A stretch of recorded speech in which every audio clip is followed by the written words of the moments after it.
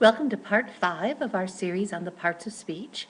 In this session, we'll be looking at the role that verbs play in American English.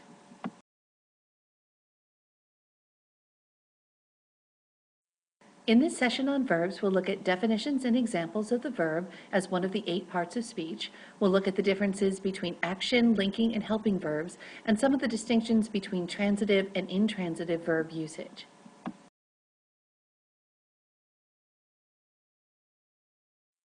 The job of the verb in the English language is to show the action or the linking of the main ideas. So there's 3 main types when we talk about verbs. The first are your action verbs, and these are the easiest to identify because there's things that you can actually see happening. Words like work, think, smile, sleep, decide, send. They're actions and activities that take place.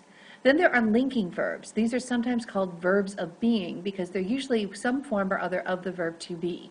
And their job is to connect the subject of the sentence to an adjective or a state of being. So we say Jason is sleeping. Shauna was sick. Mr. Grundon is the principal. There's nothing particularly happening in terms of action in these, but we're connecting this idea of who is Mr. Grundon with this idea of the principal, with this verb of being. The form of the verb to be in this case is, to say that Mr. Grundon is indeed this thing. And then there's helping verbs. These are sometimes known as auxiliary or extra verbs, and they help to show tense. So you can say when something took place. So not just the idea of sleep as an action, but Jason will be sleeping tomorrow. Shauna might be sick. Mr. Grundon became the principal at some point in the past. So the auxiliary or helping verbs don't necessarily stand as a verb on their own to show action or linking, but they help the other verb forms create the tenses in the language to show time.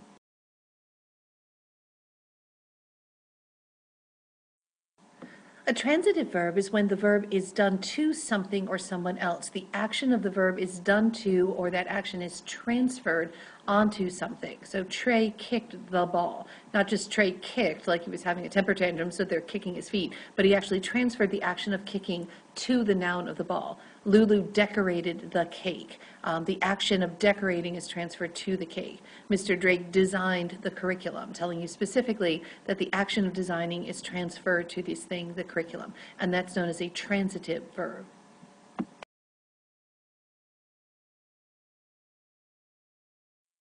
Transitive versus intransitive can lead to some very common usage mistakes, as you see here in this cartoon, where the teacher is telling you that things are hung but people are hanged. The action of transferring, of having the noose around your neck is transferred to the person. Tells you whether you need to use the transitive or the intransitive form of the verb.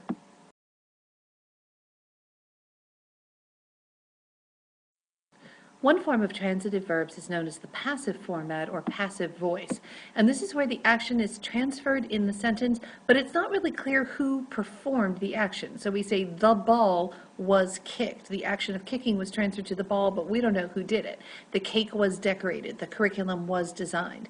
In general, you want to use active rather than passive voice in most of your writing. It helps to make things clear by giving you the person responsible for the action.